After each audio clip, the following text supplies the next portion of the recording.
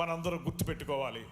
నేను మా నియోజకవర్గంలో కానీ నాకు తెలిసిన వారితో కానీ చెప్పే మాట ఒక్కటే, ఏనాడు కూడా మనం ప్రభుత్వంలో గట్టిగా మాట్లాడడానికి అవకాశం లేనటువంటి సందర్భాల్లో కేవలం పోరాటం మాత్రమే చేసే సందర్భాల నుంచి ఇవాళ మనం ప్రభుత్వాధికారులతో మాట్లాడి ప్రజలకు కావలసిన అంశాలు ఇవి, వీటిని పరిష్కరించండి, వీటిని అమలు చేయండి అని అధికారపూర్వకంగా చెప్పగలిగేటువంటి శక్తియుక్తులు మనకు వచ్చాయంటే దానికి ఒకే ఒక్క నాయకుడి కారణం, అది మన కొణిదెల పవన్ కళ్యాణ్ గారు అనేటువంటి మాటను కూడా మరొకసారి మీకు మనవి చేస్తున్నాను.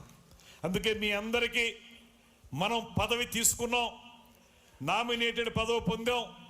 ఈ పదవి పొందిన తర్వాత పదవి అనేది అలంకారప్రాయం కాకూడదనేటువంటి మాటతోటి ఈ పదవి ద్వారా మనకి ఏ బాధ్యతలు సంక్రమించాయి, ఏ హక్కులు సంక్రమించాయి, హక్కుల్ని మనం ఎలాగ తీసుకోగలుగుతాం, దాంతోపాటు బాధ్యతలను కూడా తీసుకోవాల్సిన బాధ్యత మనందరి మీద ఉంది.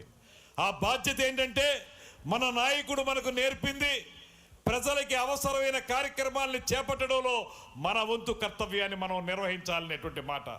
అందులో భాగంగానే ఇవాళ పదవిలో ఉన్నటువంటి ప్రతి ఒక్కరూ కూడా తమ తమ ప్రాంతాల్లో క్షేత్రస్థాయిలో ఏ రకమైన సమస్యలు ఉన్నాయో ఆ సమస్యల్ని పరిష్కరించడానికి ఏ విధమైనటువంటి కార్యాచరణతోటి ముందుకు వెళ్ళాలో ఆ అంశాలను మనకి దిశానిర్దేశం చేయడానికే ఈ కార్యక్రమాన్ని శ్రీ పవన్ కళ్యాణ్ గారు ఏర్పాటు చేశారనేటువంటి మాటని మీ అందరికీ మనవి చేస్తున్నాను.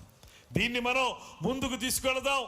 ఏ సదుద్దేశంతో అయితే, ఏ లక్ష్య సాధన కోసం అయితే మనల్ని కూడా వివిధ రకాల పదవుల్లో శ్రీ పవన్ కళ్యాణ్ గారు పెట్టారో ఆ పదవుల ద్వారా ప్రజలకి మంచి చేయడం ద్వారా ప్రజా సంక్షేమం కోసం, ప్రజా అభివృద్ధి కోసం కృషి చేయాల్సినటువంటి బాధ్యతను గుర్తించడానికే ఈ కార్యక్రమాన్ని మనం ఏర్పాటు చేసుకున్నాం అనేటువంటి మాటని మనం చేస్తున్నాను. రాబోయే 3-4 సంవత్సరాల కాలంలో మీరు చేపట్టేటువంటి ప్రతి కార్యక్రమం కూడా పవన్ కళ్యాణ్ గారు మనకు ఆదేశించినటువంటి విధానాలు ఏవైతే ఉన్నాయో ఆ విధానాలకు లోబడే మనం పనిచేయాలి. ఆయన చెప్పినటువంటి మౌలిక సూత్రాలు కానివ్వండి, పార్టీ పెట్టినప్పుడు ఆయన ఆలోచించినటువంటి విధానాలు కానివ్వండి, వీటన్నిటినీ కూడా నిరంతరం మనం అధ్యయనం చేస్తూ ఆకలింపు చేసుకుంటూ వాటిని క్షేత్రస్థాయిలోకి తర్జుమా చేసుకుంటూ అమలు చేసుకుంటూ ప్రజలందరి మనసుల్లో కూడా చిరస్థాయిగా నిలిచిపోయే విధంగా మనందరం కూడా ఎదగాలనేటువంటి మాట కోసమే ఇవాళ ఈ కార్యక్రమాన్ని మనం ఏర్పాటు చేసుకున్నాం. అందుకే మీ అందరికీ ప్రత్యేకంగా మనవి చేస్తున్నాను, శ్రీ పవన్ కళ్యాణ్ గారు మరి కొద్దిసేపట్లో వస్తారు, వచ్చి మనకి దిశానిర్దేశం చేయడం జరుగుతుంది.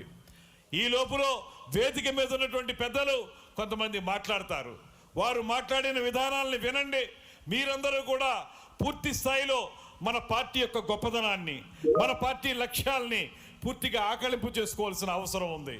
ఇవాళ మనకు పదవి వచ్చిందంటే అంతో ఇంతో మనం అధికారపూర్వకంగా కొన్ని పనుల్ని శాసించి చేయించగలుగుతాం. ఆ శాసించే క్రమంలో మనం మాట్లాడే ప్రతి మాట కూడా ప్రజా సంక్షేమం కోసం మాత్రమే మాట్లాడాలనేటువంటి మాటను కూడా ఈ సందర్భంగా మీకు మనవి చేస్తున్నాను. దానికి సంబంధించే ఇవాళ మీ అందరికీ కూడా ప్రత్యేకమైనటువంటి మీ అందరికీ అభినందనలు తెలియజేస్తూ, మన డిప్యూటీ సీఎం గారు వచ్చిన తర్వాత వారు మాట్లాడే ముందు కొంతమంది పెద్దలు మాట్లాడతారు.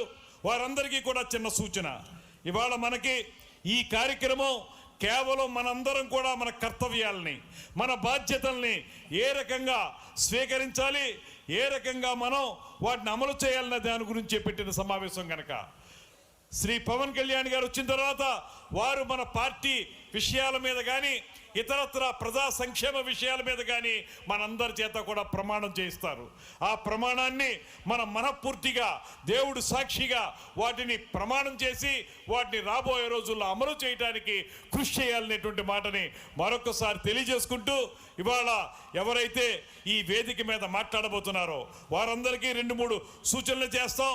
మీరందరూ కూడా మాట్లాడేది 2 నిమిషాల నుంచి 3 నిమిషాల లోపు మాత్రమే మాట్లాడాల్సినటువంటి అవసరం ఉంది.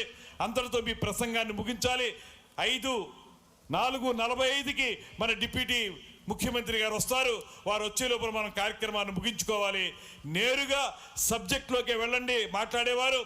దాంట్లో వేదిక మీద ఉన్న వారందరినీ సంబోధించాల్సినటువంటి అవసరం లేదు. గత ప్రభుత్వంలో నాయకుడిగా కానీ కార్యకర్తగా కానీ మనం చేసినటువంటి పోరాటాలు కానీ మనం చేసినటువంటి ప్రజా ఉద్యమాలు కానీ ఏ రకంగా మనం చేసాం, ఏ రకంగా సమస్యల్ని పరిష్కరించడానికి కృషి చేసామనేటువంటి మాటని కొద్దిగా క్లుప్తంగా తెలియజేయండి. దాంతోపాటు పార్టీ కార్యక్రమాలని ఏ విధంగా ముందుకు తీసుకెళ్లాలనుకుంటున్నారు.